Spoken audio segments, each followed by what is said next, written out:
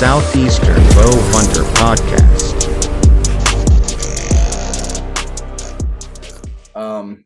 First off, welcome to another episode of Southeastern Bow Hunter Podcast. It's gonna be a good episode. It's gonna be a regular old deer episode with my buddies Nick Edwards and Robbie Surface from Raising Arrows TV. But this intro is gonna be a little bit different. You guys know all the partners. I do it every single week. If you want to go help support them, they are in the description. But I'm recording this just hours after we come to find out that Charlie Kirk was shot.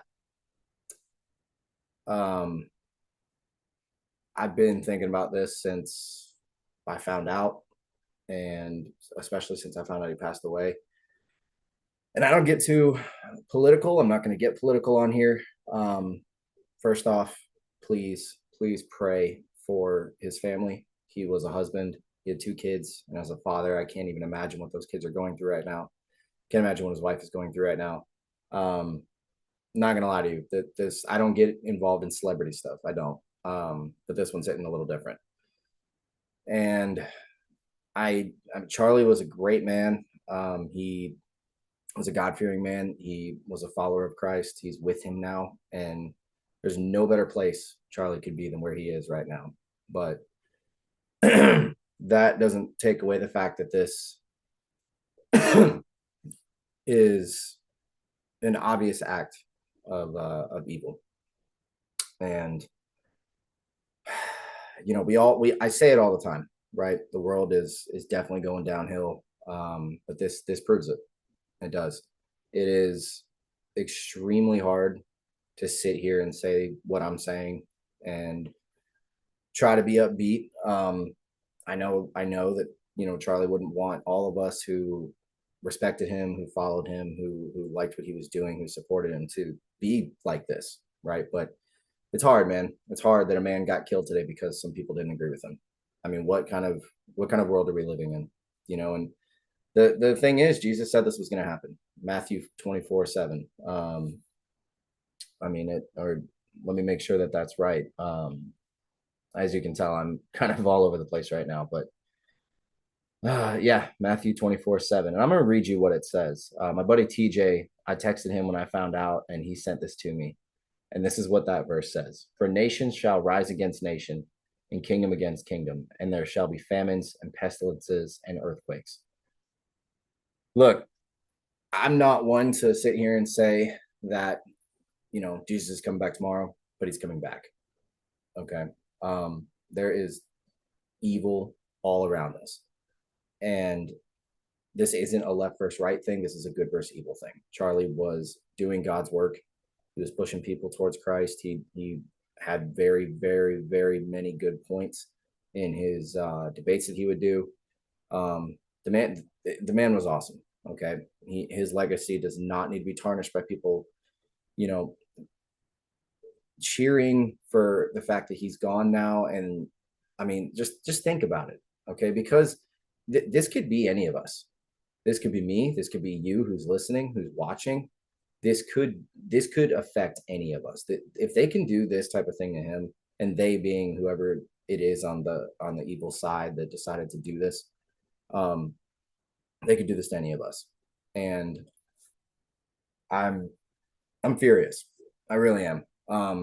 This is going to drop later than, you know, the time that I'm recording it. Obviously, this is going to be a little bit, like, probably I think 6 days after it happened.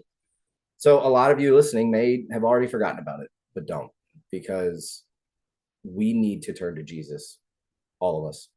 We do. There is no excuse for this type of violence. There's no excuse for this evil in the world. Unfortunately, it is a reality. And my heart's broken. It truly is.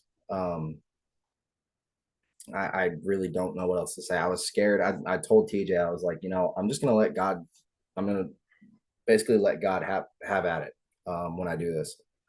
Because at first I wanted to be mad.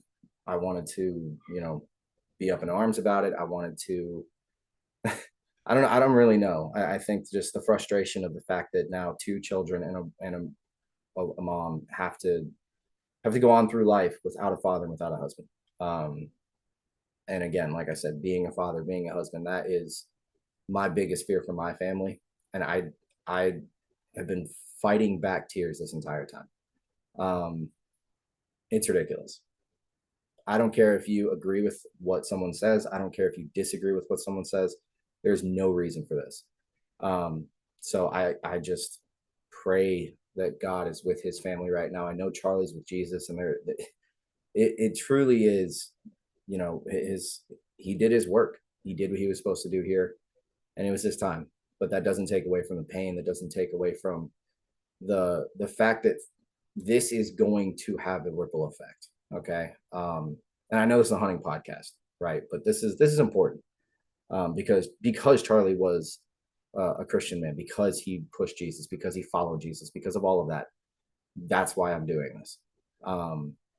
Because I care so much about all of you that are listening. I even care about the people that would do something like this. I don't want to see anybody go to hell. I don't. I want to see every single person listening to this. I want to see every single person that I come across during my daily life that I talk to, that maybe I don't even talk to, from the most important person to my life to the homeless man that I have never met in my life. I want to see all of y'all in heaven with me when that time comes. And it's becoming more and more abundantly clear that it's so abundantly clear that evil is all throughout this world. And, you know, the only way to beat it is through Jesus Christ. I know Charlie would say that. I know a lot of you believe that. But a lot of y'all reach out and say that the I guess you could say the Christ portion of the intros is awesome and keep doing it. I really appreciate that. I'm doing it for God. I'm doing it to try and bring as many people home to him as I can. When our time, whenever that is, when our time is up here, that's where I want us all to go. And I can't understand. I can't fathom, you know, there's people that I've seen clips of that I do not agree with anything they say. I don't. I mean, all this, you know, trying to come after the kids for like the transgender stuff and, you know, drag queen stuff, that they're reading books to kids in school and then doing all this weird stuff. Like, I don't agree with that, but that doesn't mean I would want those people dead. If anything, I'd want to talk to them and try to share Christ with them so they can understand, like, you're really missing out. This is the way. But unfortunately, you know, like I said in that verse, that there's going to be times that are much worse. And I believe this is just the beginning of it. At the time of recording this, tomorrow is the anniversary of 9/11. You know, I can't say thank you enough to all the soldiers, all of the first responders, the people that gave their lives to try and save those people in those buildings. I just pray that after dropping this episode that nothing happened. You know, every year I always get a little bit nervous on 9/11 because it's still a wound, you know, in this country. And just the things I've been seeing, a lot of the heinous acts overseas and here, like that Ukrainian girl that got killed for absolutely no reason. I mean, come on. Like, I understand this is part of the plan. I understand that Jesus himself said this stuff was going to happen, but it still makes me mad, and it still is ridiculous, you know? But I guess to end this on a light note, Charlie was a legend, and somebody is going to come across hopefully soon that is going to pick up where he left off and will lead even more people to Christ, especially the youth. I know Charlie was big on that. And we need Jesus now more than ever. His family needs Jesus now more than ever. So I just ask that you guys, before you listen to this episode, pause it. Even though this is 6 days after it happened, just please pause right now and say a quick prayer for his family. And whether you believe in God or not, just thank him for everything you have. Thank him for the family you have. Thank him for your loved ones. Thank him for the fact that we get to live in a country, however evil it may, or however many moments of evil it may show, we still have Jesus, and we still are able to do the things that we have the freedom to do. And I know it's a bow hunting podcast, and we are blessed enough, all of us listening to this. And if you're listening overseas, I hope that you are living somewhere that you're able to go bow hunting, or that you're at least able to have as much of a free life as we do here in the States. But I just want to thank God for every single one of you, every single thing that He has blessed me with in my life. I want to thank you for everything He's blessed you with in your life. And man, I can't believe it. I really can't. We just have to lift it up and give it to God. We have to give it to Jesus, because we cannot do this stuff on our own, guys. We can't. It's absolutely ridiculous. I have a 10-year-old daughter that is going to live in this world now, that she's going to have to deal with stuff like this. I would say I'm scared for her, but I'm not. I trust in the Lord's plan. And, I know that whatever happens is part of His plan, and same goes for you guys. If you're feeling scared right now, a lot of y'all are probably like me. A lot of y'all are probably pissed off. A lot of you guys are probably just ready to go. I've been seeing posts on Facebook all day that we need to stand up and fight. We need to do this. And I've seen videos where people are saying that this is going to start a war or whatever. I don't know if that's true. I don't know what's going to come of this, but what I do know is that Jesus is the same yesterday, today, and always. And I'm I'm so serious when I say that if you guys, whoever's listening right now, if you're still listening to this, great. If you don't know who Jesus is, please get to know Him, please, because what you're getting to see is the evil in this world. That's a life without Jesus. Not saying that every single person will be that way, but that I don't. We need Him. We need Jesus right now. And so, like I said, pause it right now. Please say a prayer for his family. Say a prayer for the country. Say a prayer for anybody that is struggling with stuff. Give it to Jesus, and I promise you, He will be there. He said, if you have faith the size of a mustard seed, you can tell a mountain to move, and it will. And that has been how I've been living my life ever since I read that, and it has definitely shown fruit. I know it can do the same thing for you guys. I know He can do everything. There's nothing impossible with God.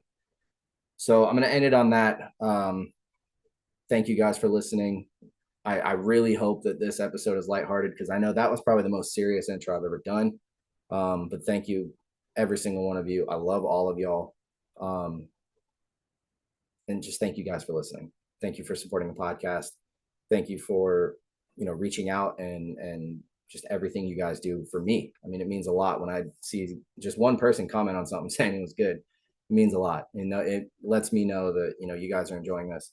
But like I said, give it to Jesus, and he will show up for you. I promise that. But all right, so that's that. Let's get into it with Nick and Robbie. Yeah, man, let's do it. Well, a little bit of a change of plans. We got Mr. Nick Edwards from Raising Arrows TV on right now, and then Robbie's going to be joining us later. If you don't know who these guys are, go on YouTube and just type in Raising Arrows TV. Check them out. Make sure to subscribe, like the stuff, the whole spiel. But we got Nick with us right now. So Nick, for the people who don't know you, who don't know anything about y'all, who are you? Tell them who you are. Well, yeah, man. First of all, thanks for having us on. Super honored to be a part of what you're doing. Love how I'm actually an associate pastor at a church here in Leesburg, Georgia. Okay. Very City Church. So I've been in full-time ministry for about 15 years now. And so, I love how, you represent Jesus and everything I hear you do and say. It's always about Him first. So that's awesome. But yeah, so my name is Nick, and I have 3 kids. Me and my wife own a couple businesses. My wife's name is Jessie, and me and Robbie met. Man, we met, I want to say 6 years ago now, when we first moved. Me and my family first moved to South Georgia, and so I actually didn't even. Had not even started bow hunting until about 6 years ago. Oh, wow. Kind of grew up. I grew up in Florida a lot. Was originally from Alabama. Lived most of my teenage years in Florida, and so in Florida, fishing is king. So did a lot of that. And then when we would come back and visit our family in Alabama, we would, my granddad would do the whole, let's go hunt, and so we'd go, just do rifle hunting. And so I really didn't get into bow hunting until about 6 years ago. I actually had a friend here in town that was like, man, at the church that I worked at, and he was like, man, you would love bow hunting if you ever gave it a shot. And so I actually got into bow hunting, which I know this is probably going to get a lot of flack for this, but I actually started out crossbow hunting the first year, because and you know what, people are going to make fun, and that's fine. Dude, but I did the same thing. Like literally that buck. Well, you can't see him. There's a buck over here I killed with a crossbow. yeah, That little 5-point back there killed him 2 weeks earlier than that one with a crossbow. yeah, I mean, and, yeah. it's a So way to get into it. absolutely, You know? well, absolutely, and I'll say this: there's a big learning curve, and if my kids come running through screaming, I'm sorry, but there's a big learning curve going from just kind of the rifle hunting to actually bow hunting out. Even if you don't, even if you like, but take away the actual shooting of the bow, and just talk about like scent control, learning deer movement, like learning how to get them in that close. Like there's a whole learning curve that has nothing to do with shooting the bow. Yeah. And so I actually have encouraged a lot of people that get into it. I actually encourage them to like, hey, like if you've never done it before, it might be a good idea to like try a crossbow the first year, just to learn the like art of archery hunting with, without obviously shooting the bow. And so that was a whole learning curve for me. The first year was just learning. I mean, growing up, just kind of shooting a rifle, you really didn't really learn anything about deer anatomy at all. I knew that you hit the deer, and my granddad was always like, hit the deer in the shoulder, or right behind the shoulder, whatever. I had no idea where any of the deer's vitals were or anything like that. Pretty much with a rifle, you shoot them in the shoulder and they fall down. And so that was kind of my extent of like what I knew about hunting. And so that whole first year, I actually have some pretty good spots. And at that time, I didn't really realize how good I kind of had it. And so I actually lost two Pope and Young quality bucks my first year ever hunting.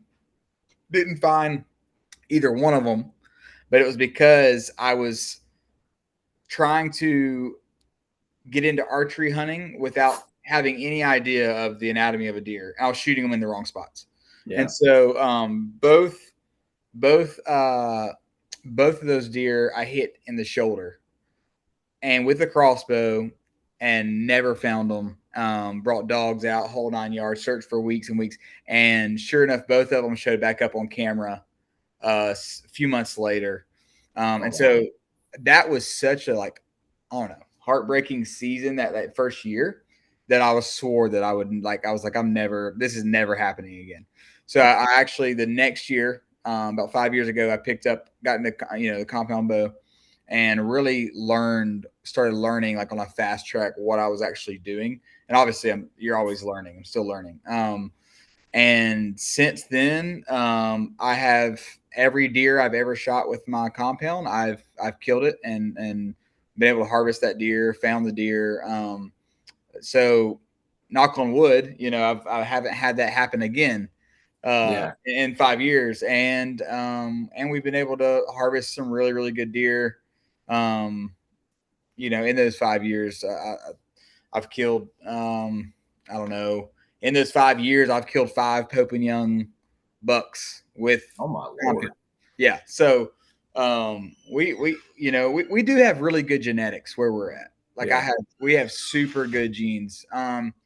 So I think part of that is like, you have to, have the spots where those deer like that are at. But, yeah, it was a big learning curve. So that's kind of how I got started. And then I met Robbie that first year when I got that crossbow. I met Robbie, and he's obviously if he jumps on later, he can tell you more about himself, but he's a Bowtech at Shivers Outdoor and Archery in Leesburg. In Albany now. They just moved over to Albany.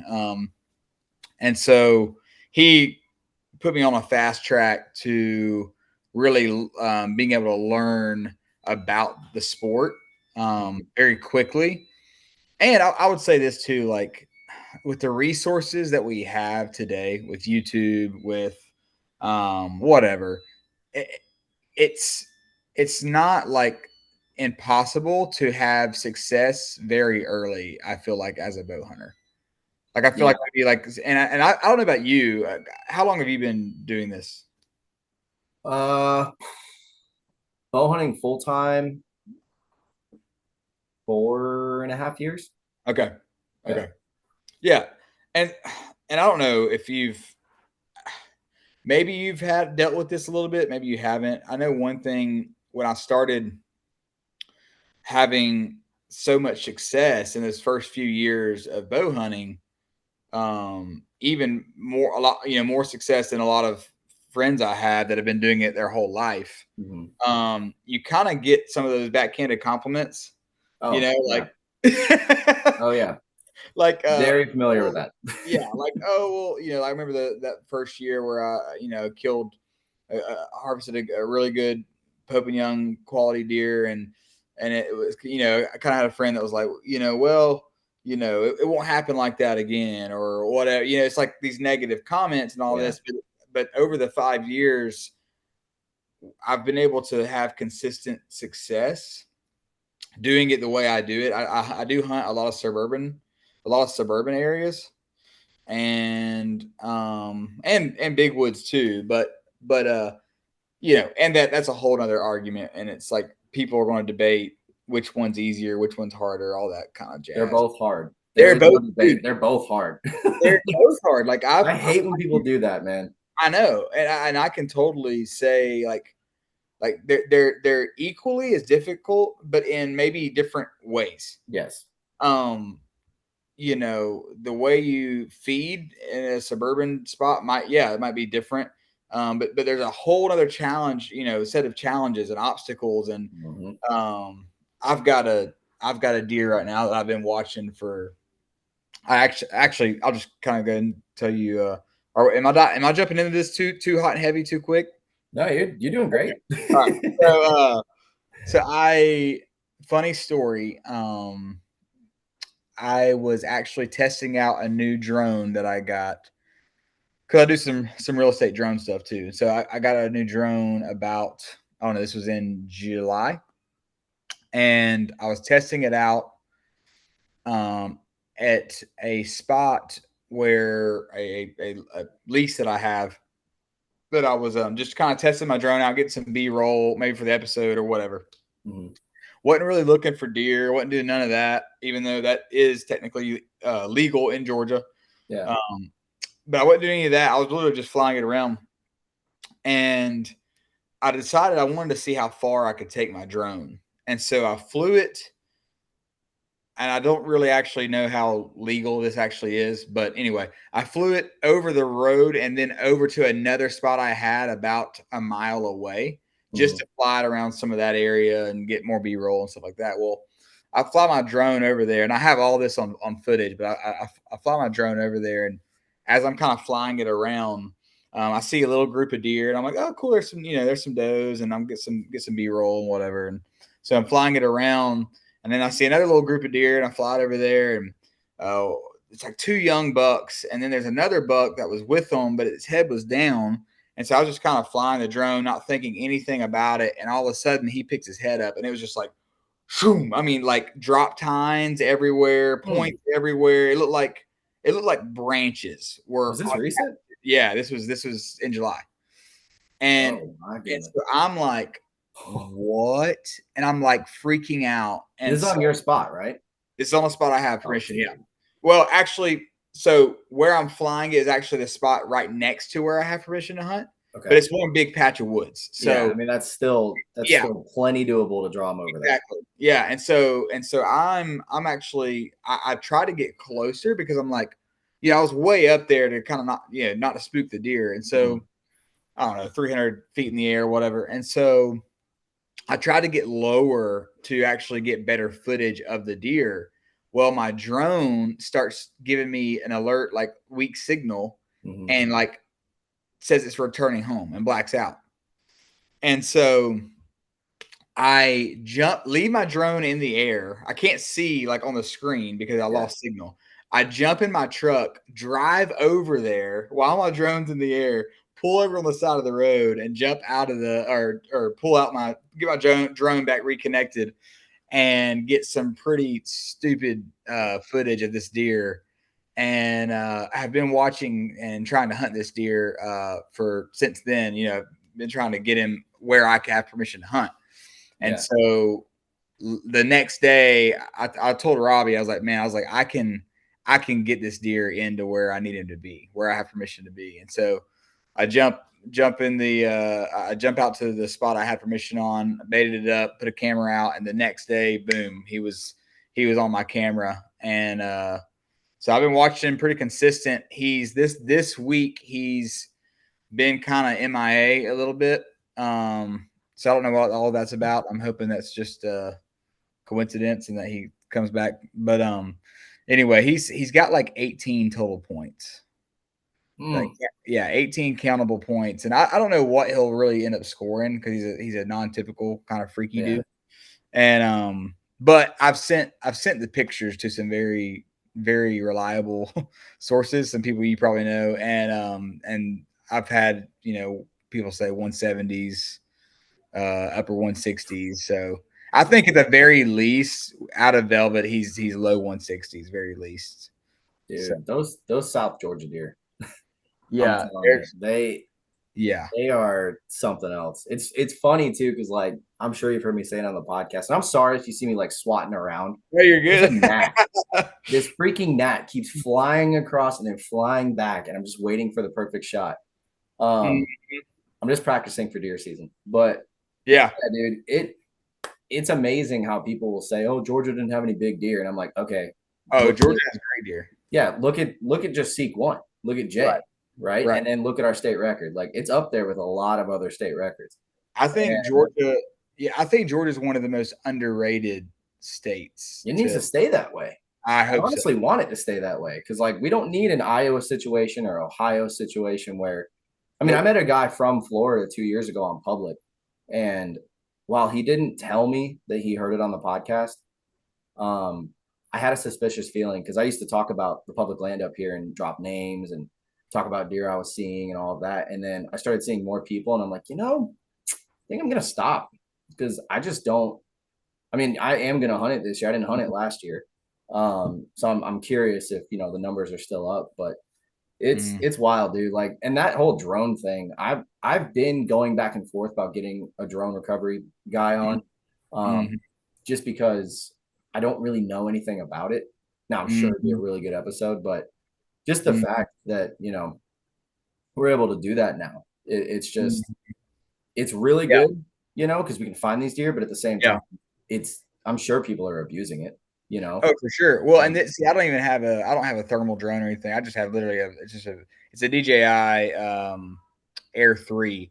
So it's literally just video and photography. And so when I say like I found this deer out of sheer luck, here's what's even crazier is that spot I had zero intentions to hunt this year because last year I took a good actually that buck right there with the right there drop 13-point drop time. Yeah. He scored like 143. Oh my gosh. But anyway, I took him. He was the only decent deer on that whole area. And so I literally had I was like, okay, there's a bunch of young bucks over there. I'm going to give that spot a year. And so I had no intentions of hunting over there this year. And so I literally like off a whim was like, I'll just fly my drone over there to get some, some footage or see how far I can take it. And found him. And it was honestly kind of a God thing, like a wink. I was just about to say, that's the Lord being like, hey, it was. Go check over here, buddy. It really was. It really was. And so he's it's a cool deer. Robbie's got a good one he's after too. A really big 8-pointer. Did you name this drop time deer? Yeah. So I named him Elvis. Nice. And so the story behind that is, it's kind of another God thing how I even got permission for this spot. Yeah. And a lot of people are going to be like, no, there's no way that actually happened, but it did happen. I saw this spot, this little patch of woods in between houses and a major highway. And every single time I would jump on this highway, I would see just droves of deer down over this little ravine. And so for like months, I was trying to figure out how in the world can I get permission to hunt that little strip of woods there. And there really was no way I could because it was the way it was owned by like the state, like a DOT, and you can't even get access to hunt DOT land legally. And so anyway, so I started looking, e-scouting and looking, okay, what are the next closest houses to that back up to that wooded area that have the biggest type of backyard I could possibly get into, right? Like a half acre of woods. Yeah, like I mean, yeah, exactly. And so I go and knock on the first house I knocked on, which was like my number one house I wanted to get. I was like, if I get this house, I can hunt every deer in that patch of woods. And so I go to this lady's house, and I promise God strike me dead, hand on the Bible. I knock on her door, and she opens the door, and I said, hey, I'm Nick. I'm local. I'm actually a minister here, and in the area. And I say I wanted to see if I could get permission, and then she stops me, and I don't know if it was like I may have had a camo hat. I'm not really sure, but she stopped me and she was like, "I know why you're here," and I'm like, "Okay." And my first thought was like, "Okay, somebody else has already knocked on this door. She's about to tell me no, get out of Dodge."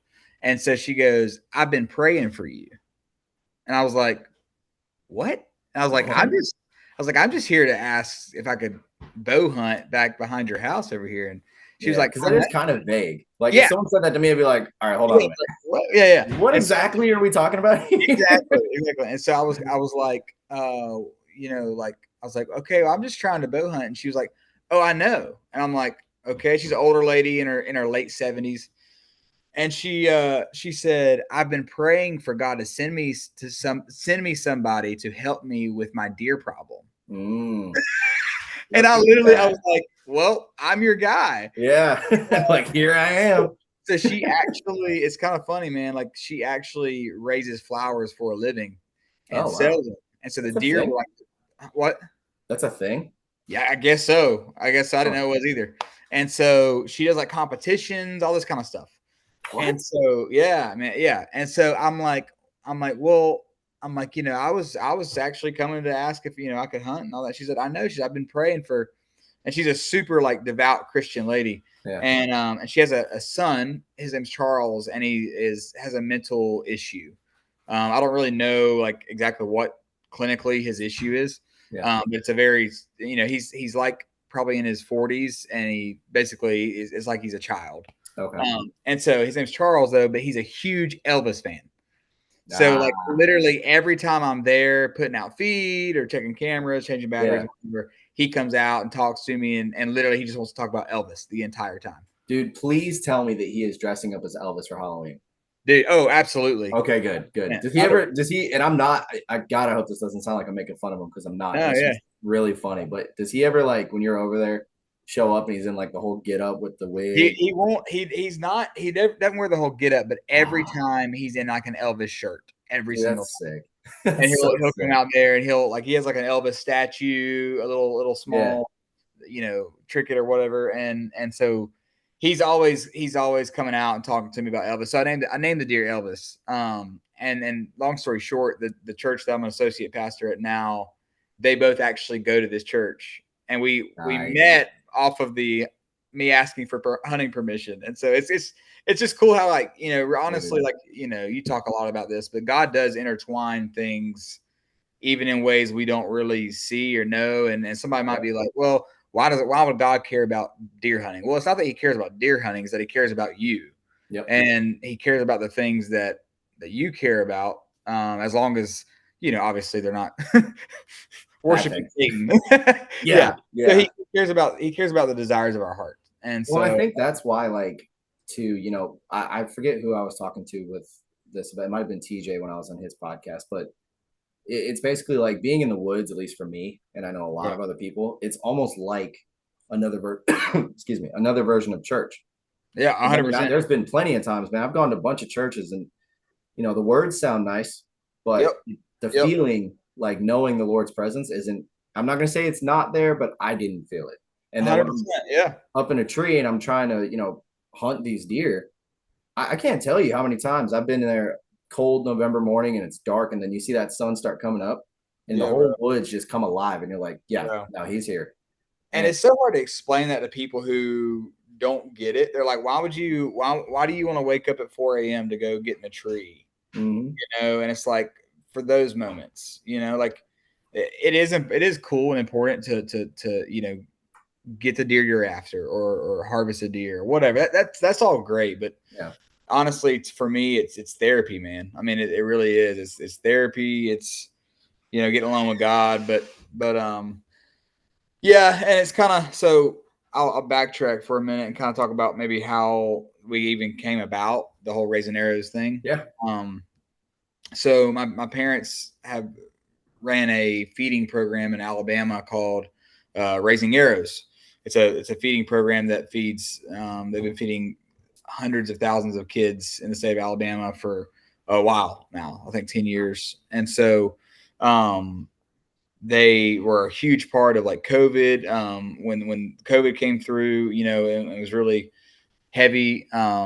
They led a force with the governor of Alabama and to feed all the kids who basically, you got to think all these kids that were getting free and reduced meals at school, right? yeah. Well, you take away school, how are they And eating? taking away the food, yeah, Right. So a lot of people didn't think about that. There was hundreds of thousands of kids that got free meals, and a lot of them, their only meals were when they went to school. dude. And so all of a sudden now think about like that goes away when Yeah, COVID came through.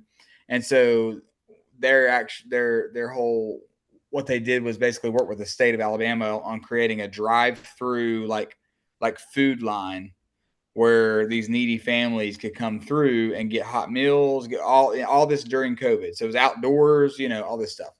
Um, and so the first year we started, like when I first got really big into bow hunting, um, I was like, man, I was actually like, I was killing. I think that first or second year, I was harvesting more deer than I knew what to do with. Like I was harvesting so many does, and they're obviously in my limit. But and then I was taking friends, and we just had so much meat. And I was like, what yeah, in the heck are we gonna do with all this stuff? And so then one day I just had the idea. I was like, what if like we started a YouTube channel, videoed our hunts, and we donated the meat to the feeding program to help feed hungry kids, with what they're doing over there, and we'll call it Raising Arrows because it kind of fits with the whole yeah. thing.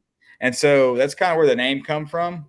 In that first year, we donated like 800 pounds of venison.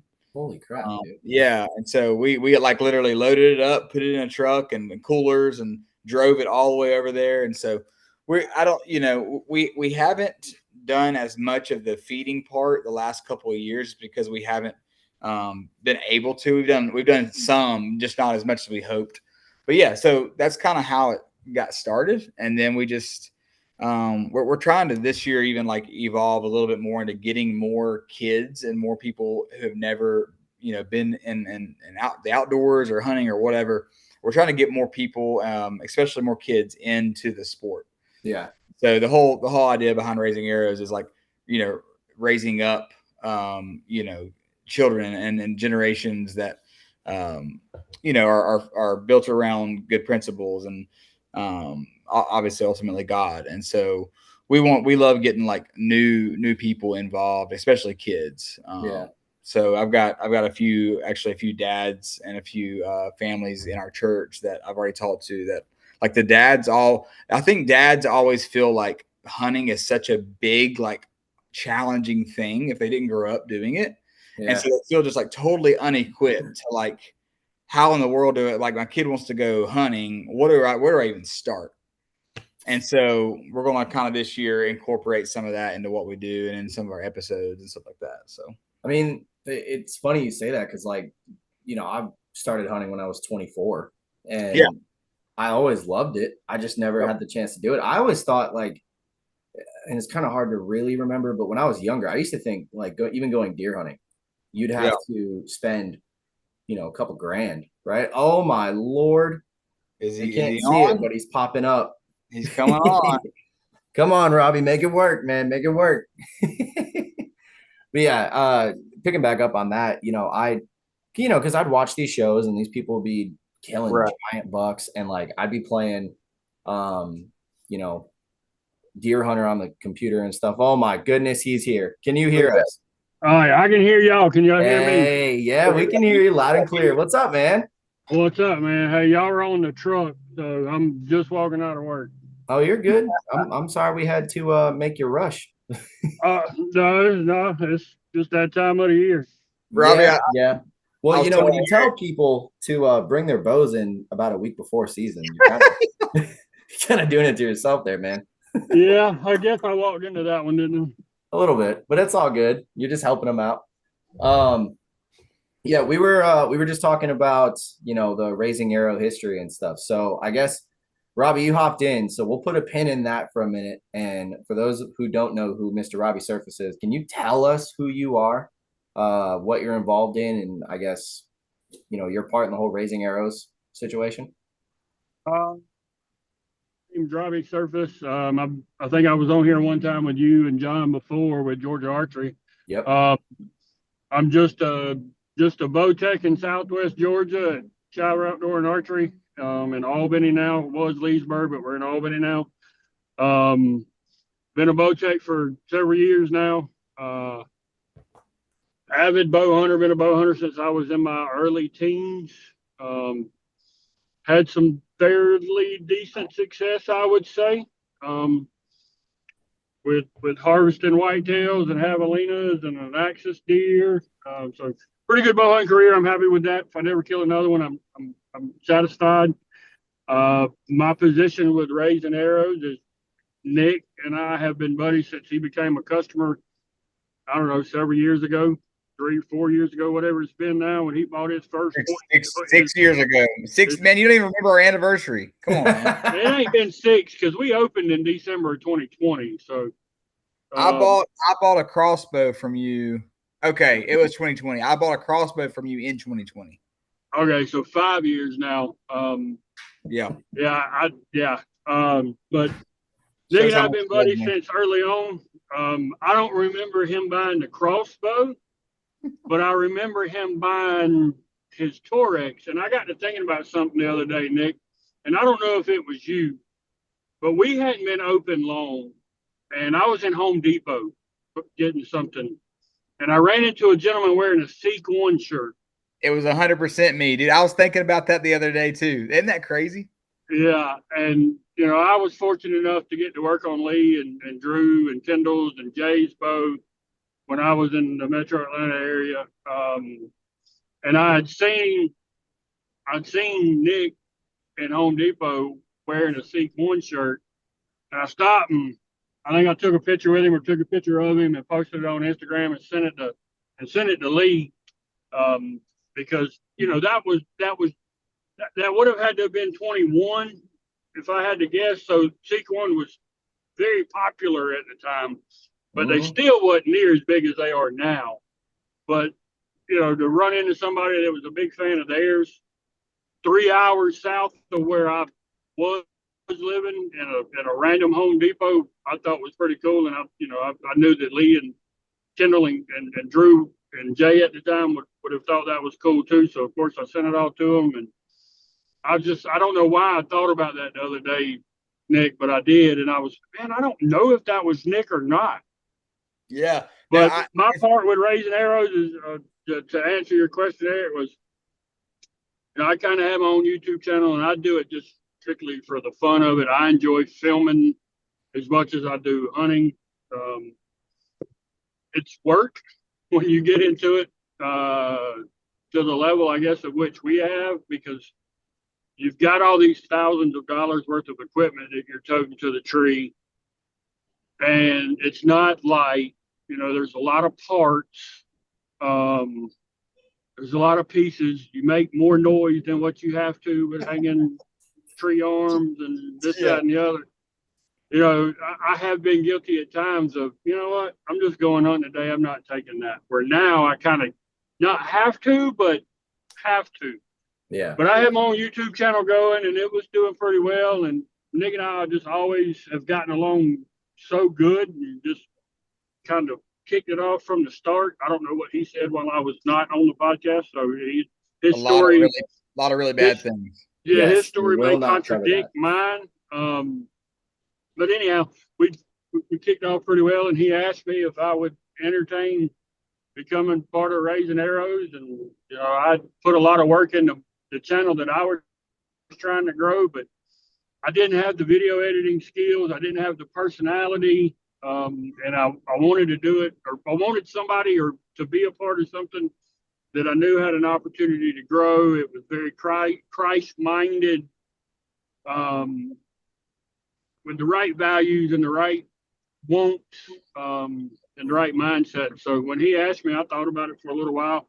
Yeah, I think he asked me actually a couple of times, but he asked me one night. I was in the garage making some baits and some fishing lures, and finally I was like, you know what, I'm gonna try it. Let's just see where it goes. And I guess we're in year 2 now, and I've enjoyed it. We've been able to get to tag along in some of the veterans hunts here, or what the veterans hunt here in town, and a turkey hunt that was here in town.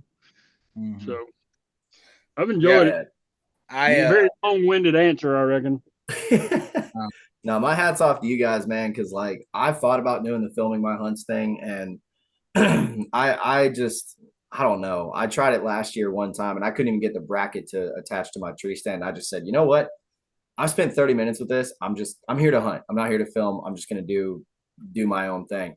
And you know, I've got buddies that hunt and film their stuff, and you know, Jay, obviously, and you know, I talked about it a while back when I was telling him I was thinking about it, and he's like, man, it's just another thing that you're adding to do to your to-do list.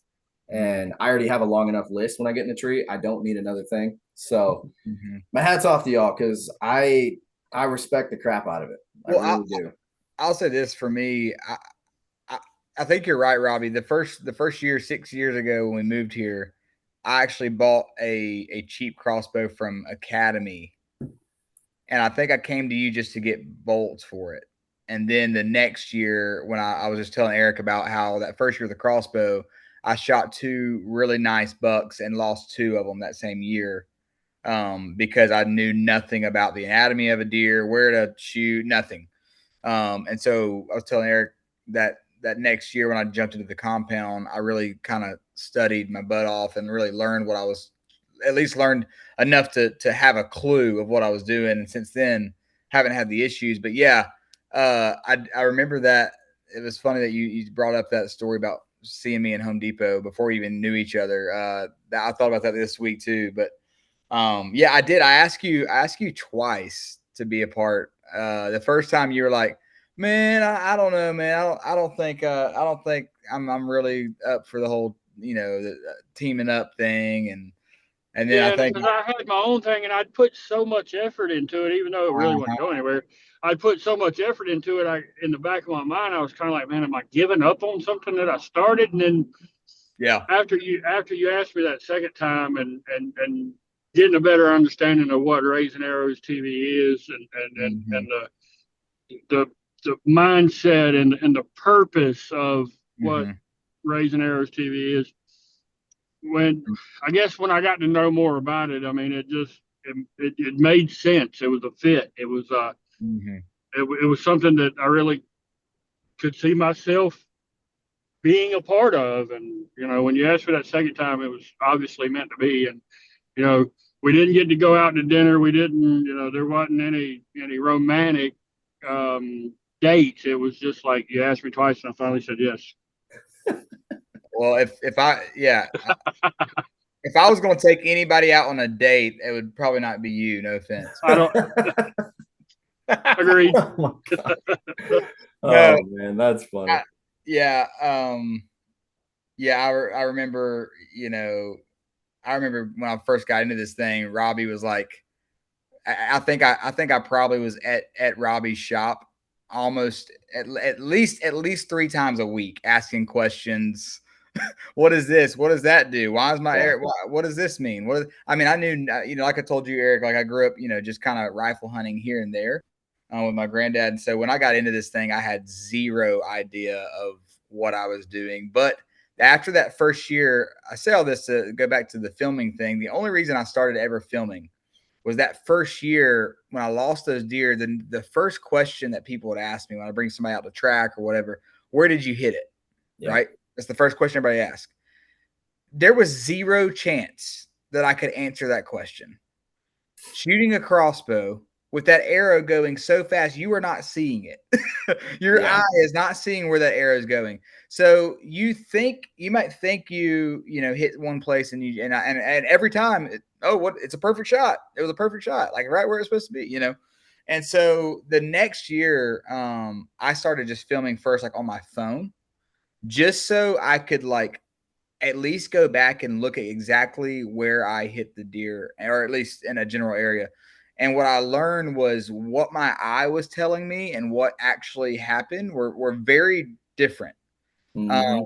And so and that's really what got me into the whole like wanting to film was honestly just doing it to be efficient and to know kind of where I was hitting the deer. So then when I was asked those questions, it's, well, let me look back and see. And so that was kind of honestly what got me into it. Was I wanted to start learning, like, okay, where did I hit that deer? Why did the blood look like that? Why did it look, and start really learning like the ins and outs of this thing. And that was the whole reason I ever started filming. It was just on my phone. And then I got a little cheap camera from a buddy of mine and kind of started filming myself, my own stuff the first year or whatever. And now, like Robbie said, now we have, we both shoot on A7S3s and have multiple cameras and all this gear, and it's a whole other ball game now.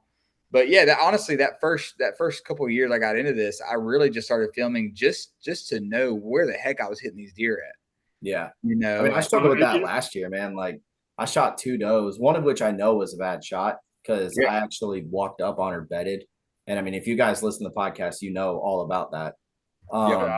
And then the second doe that I lost last year, that one's a little bit weirder because she was slightly quartered too. And I have a photo of the arrow and it's painted red. Like it 100%. I'm like, I'm gonna find her up the, up the power line 200 yards away. And I walked 1,000 yards, had deer following me. I literally had the whole herd of does follow me. Like, what are you doing? And I couldn't find her. And so it would have been very nice to know like where that deer was hit, because I could have waited. I could have. Well, and known what happened. Filming for me has taught me more, honestly, more than I could have ever imagined. And I think it really, honestly, it fast tracked my learning experience. So where now my eye is caught up, and I can shoot a deer and have a good idea of where I hit it now. Generally. But like last year, I had a buddy with me that never been hunting, and he just went and sat with me, and I was just shooting a doe, and I was kind of the same thing. I shot the doe, and I knew when I hit it that it was a gut shot. Mm-hmm. But I looked back on video and I saw the angle it come out, and I knew, and I told him, I said, we're not going to see any blood when we track this deer. And he's like, what? Why? Like, what do you mean? I'm like, because if we don't find it dead and its intestines hanging out, 100 yards, then it's not dead. It's gone. Like, I'm not going to get that deer. And so, sure enough, we had zero blood, but we just walked about 75 yards, and there it was, laying with his intestines all hanging out and all this stuff. And I only knew that I wasn't worried about the blood issue because I was able to look back and see exactly, where I hit that deer and know from experience that most likely we're not going to see any blood, because that mega meat broadhead is going to just pull those intestines out and clog that hole, and so, yeah. I was just about to ask you if you were shooting one of these. Oh, heck yeah, baby. I love it, man. I'm so excited. That is the only broadhead I've ever used where I've had 100% success rate. And like I shot the Beast last year, VPAs before that. Robbie, how many deer you think you've killed on the mega meat? Can you hear me, Roberto? Hold on, I got bad service. Hold Oh, on. Lord. I said, how many deer you think you've killed on a mega meet? I've shot over 30 animals with it between deer and pigs. I don't know exactly. Yeah. Good Lord. All right. Well, that's even more reason for me never Well, to switch again. you have to understand though, Eric. I've been very fortunate at times to get invited to places down here where they have depredation tags, Mm-hmm. and it's shoot all the does that you can shoot.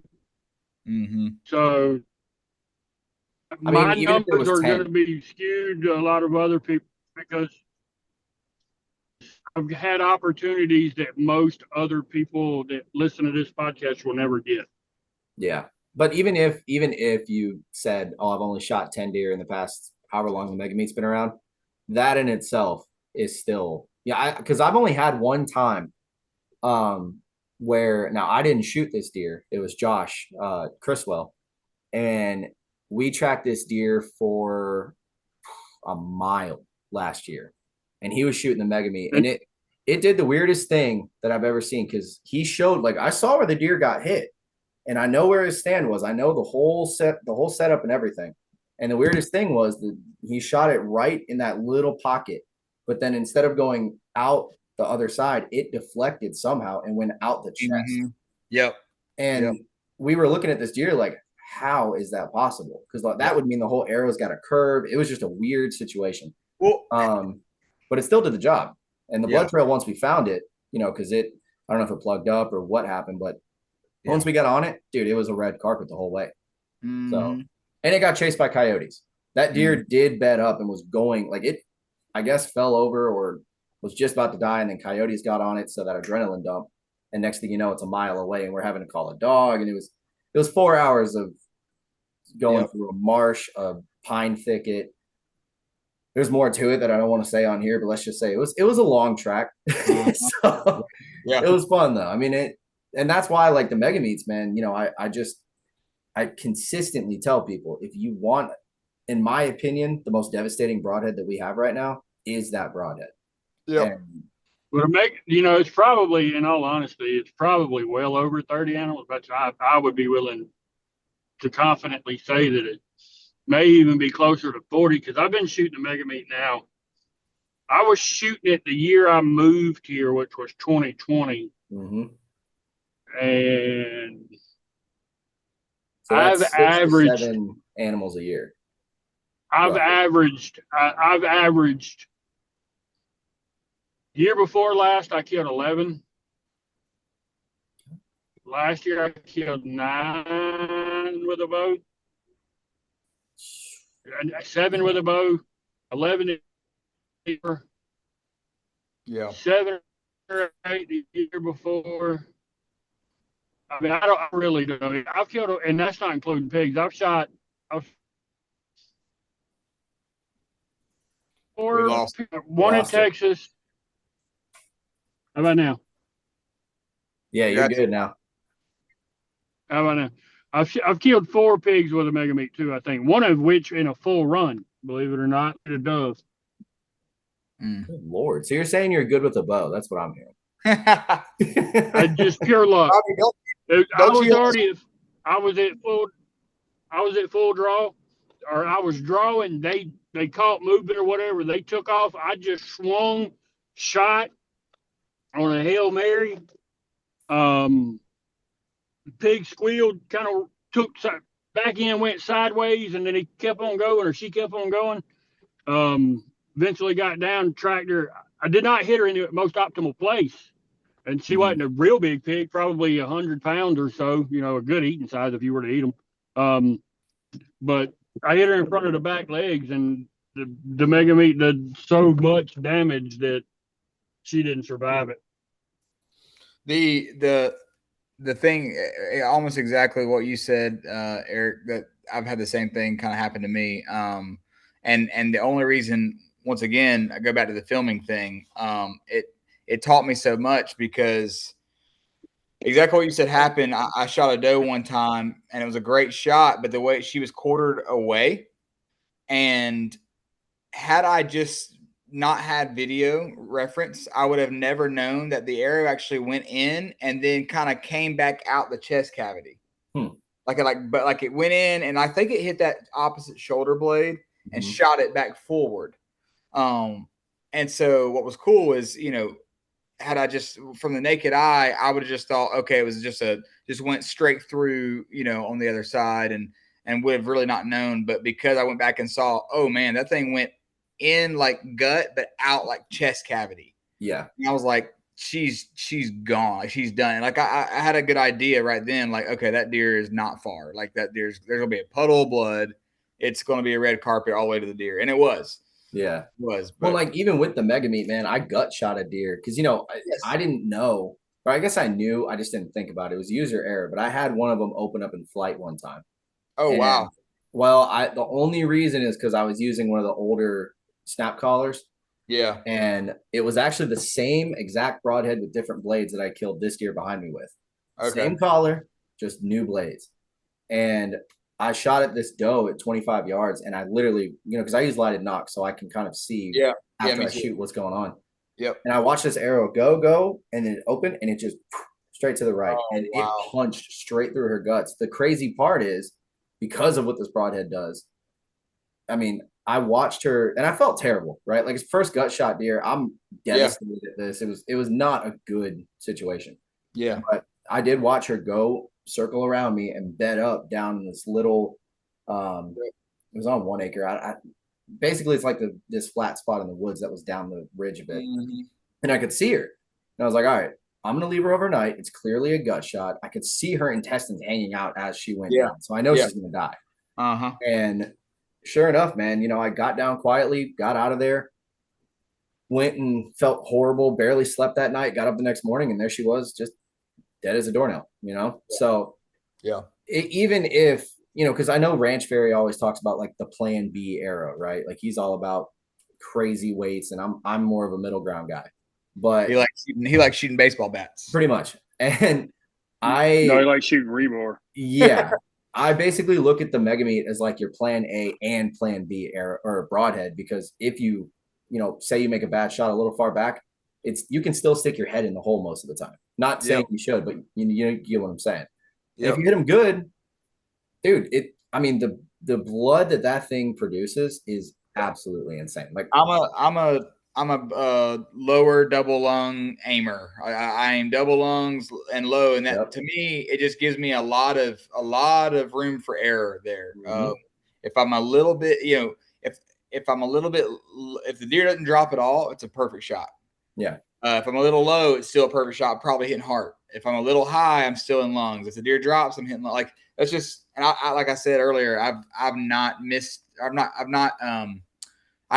able to harvest every single deer I've shot with a compound bow since I got it. Like I've not lost a deer with that method. But it was because I learned where the kill zone was, and I think you've got a lot bigger of an area than people realize you do. And it's also because, with the expertise of Robbie and all the resources we have now to learn things quickly, I learned very, very quick, like, hey, like if you're not sure, like back out. Yeah. Back out and don't go after a deer that you're just not sure about what happened, Yeah. When you say expertise of Robbie, what's funny is when he was talking about working on Lee, Drew, Kendall, Jay, all that, all their bows, I see now why the boys don't really go up to that shop much anymore. I know Jay does, but Lee and them, I think they go to a different shop. It's because Robbie left. So Robbie, I blame you. That's exactly. No, that's definitely not it. They've grown so much, and their popularity is so much bigger now than what it was then. They don't need little old me no more. And look, they got people way better at it than I am. Robbie's humble. I can tell you, there's a lot of people that drive hours and hours for him to work on their bow. Oh yeah, I had John two of them a day from Atlanta. They were there for a couple hours this morning. Oof. Yeah, how far away are you guys from Atlanta? About 3. From the old shop, 3 hours and 15 minutes. It's not terrible. I guess that tracks, because I was in Orlando this past weekend and we drove past Albany. Where are you at? I knew where we were. Where are you at, Eric? Me? Covington. Yeah. I'm 30 minutes from the old shop. So okay. I go in there all the time, and John, That's the thing. That's the one thing. And Robbie, you probably know where I'm going with this, but John has had nothing but good things to say about Robbie. And like I had known who he was well before we ever did that podcast together. And like I didn't know that you worked on Lee and them their bows. I thought they just popped in one day and they liked what they got. I didn't realize you were the one that had messed with it. Well, it kind of started through Jay, and Kendall had, it's a long story and I ain't gonna get into it, but Kendall had sent a buddy to a shop and things didn't quite go the way Kendall thought it should or whatever. And Jay called me and told me that Kendall was gonna call me. Mm-hmm. And so he did. And we set it up. That guy came in and I completely redid his bow, took it completely apart, re-put it back together, fletched arrows. I mean, we went through the whole shebang. And after he left, I guess he told Kendall that he had never been that comfortable in a bow setup ever, period. It was a really great experience. His bow was more comfortable then than it's ever been. I mean, and we changed some stuff. I don't remember what all, but after that happened, Kendall was like, "Hey, he called me and was like, hey, I'm going to have you come set up, or I'm going to come have you set up my new Hoyt that I just got." I was like, "Okay, whenever you want to come, just come on. We'll set it up." And he did. And then it's kind of funny story, but it's a true story. Drew called me, or Jay called me and said, "Hey, Drew's going to come see you to set up both his bow and Lee's bow, but Lee won't be with him because Lee's got a hurt shoulder." I was like, "Okay." So Drew got there, and I don't remember when this was. It's been a couple of weeks prior to, if you're a Seek One fan, you've seen the video where Lee shoots the deer out of the ground blind at like 70-something yards, 67 yards or whatever it is. Yeah, it's the Nashville buck. Mm-hmm. That's right. So this would have been about 2 weeks prior to that. Drew brings Drew's bow in. We go through the whole works. We tune it. We broadhead tune it because at that time they were shooting a fixed blade. I don't remember. They may have been shooting rages. I don't remember. But we go through the whole broadhead tune, and then we get to Lee's bow, and Drew tells me, he's like, "All right, he wants his kisser button here, set his draw length to this and his draw weight to 60 because he's hurt his shoulder. So he wants to shorten the draw length a little bit, and he wants to lower the draw weight a little bit, and we're going to put a kisser button in this spot, and we're going to temporarily tie the peep or whatever, because this is where I think it needs to be." So I put the peep in, and I told him I put a pink kisser button on it. He wanted a red one, and I put a pink kisser button on it, and I tied it on the bottom or the top. Only tied one side. And I sent Drew with a red one. I said, "Look, this is just a joke. We'll put this pink kisser button on there. Tell him it's a girl for shooting 60 pounds or whatever. And take this red one with you. When you get back to Atlanta, whatever, y'all change it out, whatnot, And I sent him with some serving to tie it in.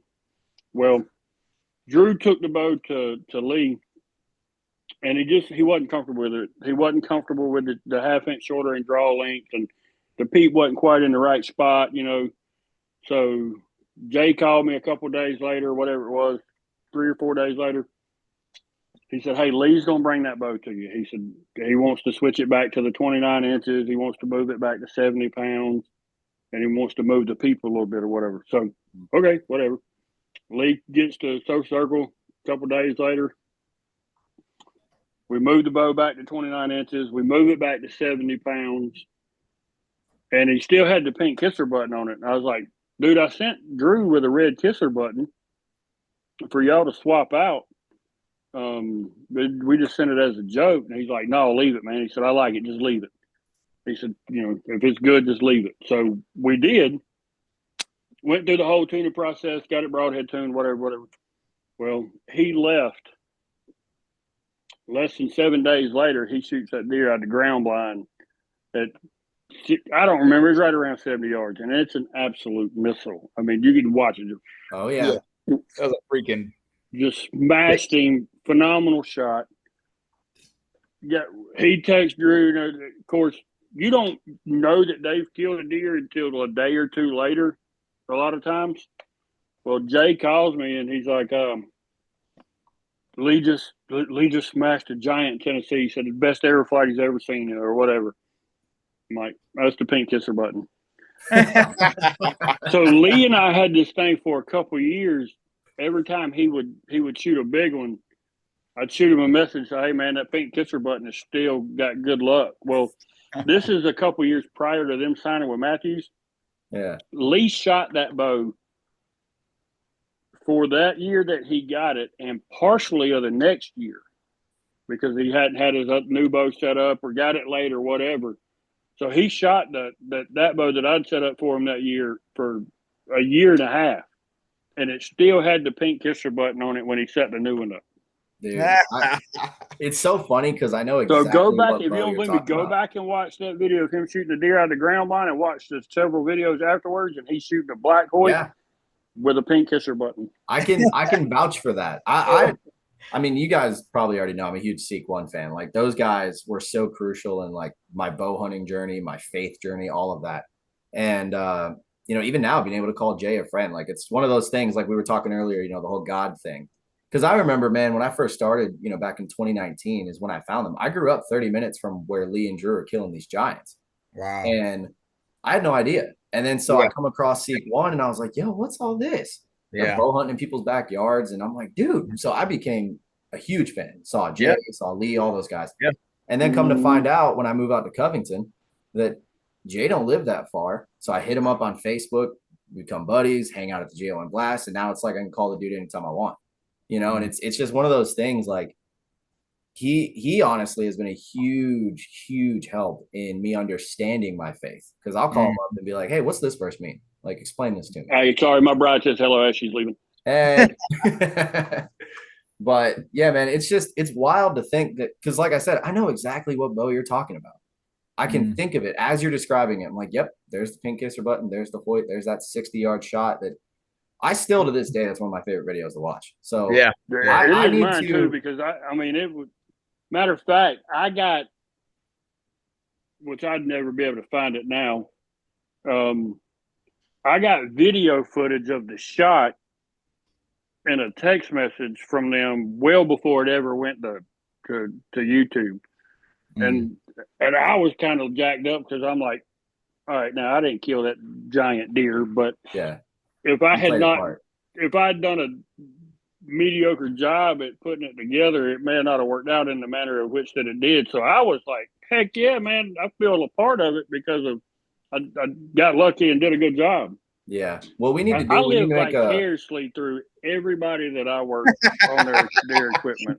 I mean, we need to make a petition. All right, I'm gonna make a petition on Facebook to make you Seek One's like dedicated bow tech. They got Levi now. They got some guys that are way light years ahead of me. Hey, but you know what? I bet they couldn't get that bow to shoot like that. I don't know. They got some really knowledgeable people in their corner nowadays. The first time I ever realized that Robbie really knew what he was doing was, I think it was, you know, the first he set my Hoyt, my Torex when I first got into this, and then I think I went back to him like, hey, this is happening. My arrow's doing this or whatever. And like literally he was like, pull it back. I pull back. And he was like, yep, this, and just started like tinkering. And then within 3 minutes, it was like back to perfect. I'm like, yeah, he knows what he's doing. I might need to bring my bow down there. I mean, granted, the prime is shooting great. You know, I've had no problem with it. But when season's over, I might need to make a trip and be like, all right, Robbie, tell me everything I'm doing wrong. Well, you got somebody up there. You got somebody good up there in your neck of the woods. John, I'll get you straight. Oh, yeah. John has been like my bow hunting dad, basically. If I got a question or bow question or anything to do with any of it, I'll just go up there or call him like, all right, this is what's happening. What am I doing wrong? Or what do you think I should do for this deer? Just like the whole thing. I mean, I walk in there. It's really bad though, because I walk in there and he starts giving me crap. Just about everything. Like back when I shot bear, he's like, hey man, when are you gonna start shooting a real bow? I'm like, well, you gonna pay for it? I was like, I got $2,000 for one of these Hoyts or these primes. And now that was Robbie with me on getting me over to prime.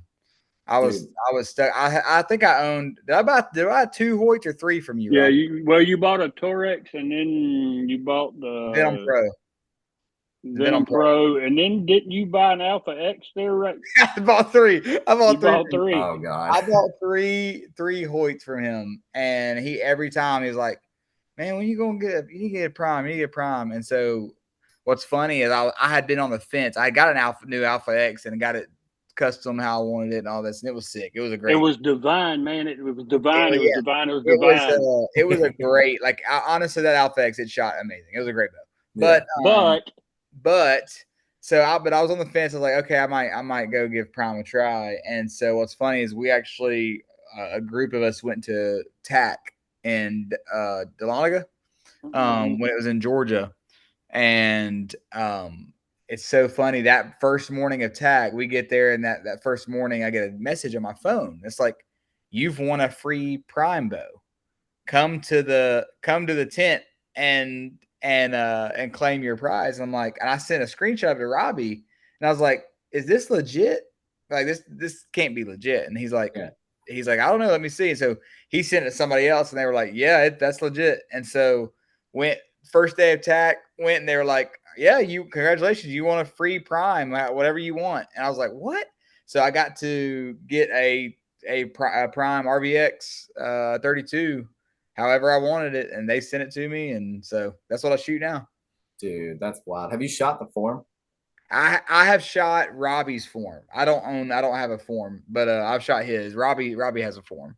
Dude, I'll tell you what, going from, because I went on this whole, I guess, bow journey. I used to be strictly bear. I mean, I was that guy that was like, my $500 bow shoots better than the $2,000 ones. Yeah, and while exactly. It still kills deer. Yeah, it does still kill deer. Yeah, it'll still kill deer. But absolutely. I knew I needed to make an upgrade because I had some issues last year. Like one time, and it probably didn't help the fact that I was in 30-mile-an-hour wind when it was 30 degrees out. But we're not going to talk about that. But I went to go drop back. That's hard to do. What? I said, I don't care what you're shooting. That's tough conditions. Oh, it was rough, man. It was real rough. But I had my Whitetail Max, and I knew the front end was a bit stiff, but I had been shooting it so much that I'm like, oh, I'll be fine. But this doe comes walking out, and I go to draw back on it, and my shoulder, as I'm like right here, collapses, like just pulls forward, and I'm like, oh, no. So then reset and everything, and it wasn't able to get a shot off. But that was kind of the day I'm like, all right, I need something different. I need something that's going to be a little higher end, that the draw is, smoother, but maybe it's faster. And so I shot Hoyt, Matthews, PSE, Bowtike. I shot all of them. And then the Prime came out, or the form came out.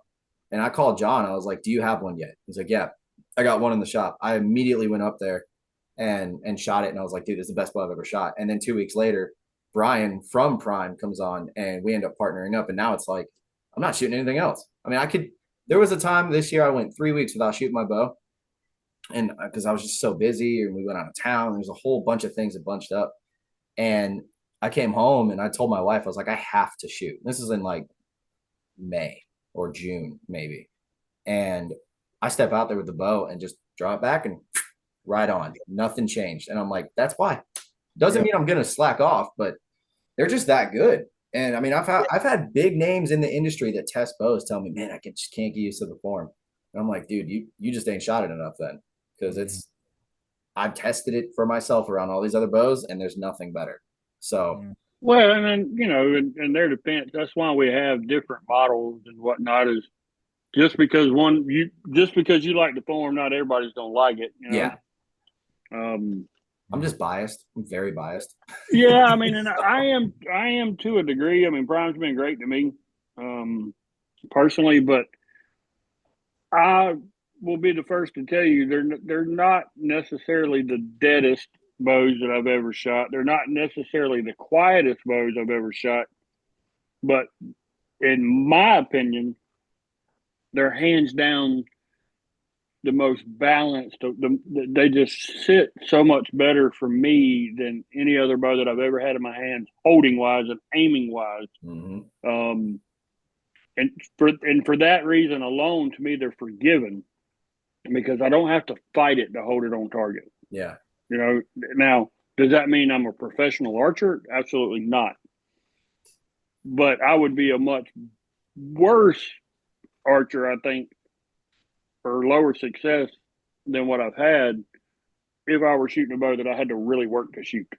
Yeah. And to me, the bow is fairly smooth in the draw cycle. I don't have to work to draw it back. It's just gradual building all the way back for the most part for me. And I get to shoot a lot of different bows, so I get to feel a lot of different shot cycles, if you will. The prime cam system, especially the core cam, is extremely smooth in my opinion. May have a little more vibration, but I don't care. I'm not a speed fan. It ain't a dance contest. I'm not trying to have the deadest, quietest bow. I mean, I want it to be fairly dead quiet. I don't want to shoot two 2x4s banging together, but I want a bow that points and aims. And to me, that bow does that better than anyone out there. Yeah. I feel like we're all in agreement here with that. Yeah, I'll say this. I had not shot my RVX since last November. That I tagged out on a big 8-point last year in November. And yeah, I was supposed to shoot. Yeah, Robbie actually I tried to get you to shoot it. But anyway, somebody couldn't make it happen. But anyway, I shot this deer. I put the bow on the shelf, didn't pick it back up until I think I may have shot it one more time at a doe or something. But anyway, I didn't shoot the bow hardly at all. Like from November of 24 till what was it, Robbie? When did you work on my bow? A couple of weeks ago, wasn't it? You fixed the yoke on it? Or no, I don't remember what I did. It was the rest. You fixed the rest. I hadn't shot it in almost 8 months or whatever, and so pick it up off the wall, go outside, shoot a few times, and I'm like, okay, like it's still shooting good, but I just want to get it tuned up before season started, and I was still, I was from 40 yards putting groups like that. Well, I go to Robbie and he was like, yeah, your rest is a little loose, and so he tightened the rest up. And the Hamsky cable. Yeah. And tightened it up and came back and I sent him videos that night. I was putting groups from 40 like that and had barely shot. It just that bow, like it really did hold, like he didn't hardly do. You tweaked one little thing on the bow. Yeah. And that was it. And that was all he had to do from November of 2024 to July of 25. And it just, that's just how good they are. Yeah. I can't argue that. But look, before we wrap this up, boys, I know deer season at the time of recording this is 3 days away. So I want to hear what you guys have in the works. I already know, Nick, about one deer we talked about. Yeah. But is there anything else with you that we can maybe see coming down the pipeline from Raising Arrows? And then Robbie, I definitely want to hear what you got going on, man. Yeah. Well, like I said earlier, we do have a goal of getting. We want to do some kind of. I don't even know if you want to call it giveaway hunts or whatever, but one of our purpose-driven goals is to try and get some dads and sons or whatever who maybe they've never been out hunting before, or they want to get into archery hunting or whatever. Me and Robbie both have crossbows, which allow us to also take people like guests who don't know anything about it. Whatever, we can put them on deer with a crossbow. And so one thing, purpose wise, I would love to. Our goal is to get some more. Maybe some videos of some kids or whatever who have never experienced it before. I think it'd be really cool. We want to kind of go in more of that direction with the overall channel and add some more things like that. But yeah, I've got the deer I talked to you about earlier. Elvis is what we named him. And then I got another big buck that I don't know. He's probably upper 140s, maybe a little bigger. He's a double main beams on both sides. He's got a cool dagger on the eye. And then on his right eye, it's actually, he gouged it out last year fighting. So he only has one eye. So I call him the one-eyed man. But he's only got one. He's kind of the bully of this whole little group that we got, going on. And then he runs all the other deer out of there when he's in there. And so he's another one that I'm kind of targeting. But I also, like, for me, I don't really worry too much about it because the way I kind of hunt is I have a lot of different permission spots, and I kind of throw out my cameras like a cast net.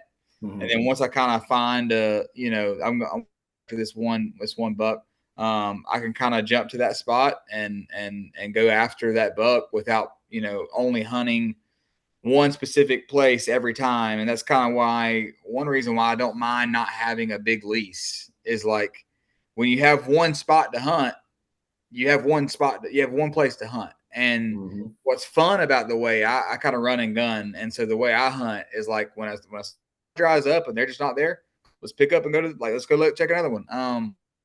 Where if I only had that one lease or that one spot or whatever, you just kind of get strapped down to that alone. And so anyway, yeah. So that's kind of where I'm at those two deer. I'm kind of after. That's my two targets right now. Of course, we'll see how the season goes, but yeah. Robbie, I'll fill in. My goals for this year is I would really like to get to film somebody harvesting their first deer. Man, woman, child, dad, it don't matter. I definitely would like to do that again because I know the emotion that I got to experience with my daughter filming her harvesting her first one. So that is definitely one of my goals. Last year I got to shoot a deer with a recurve, which was one of my goals. So I've been able to check that off. So it's on film. That video should be coming at some point.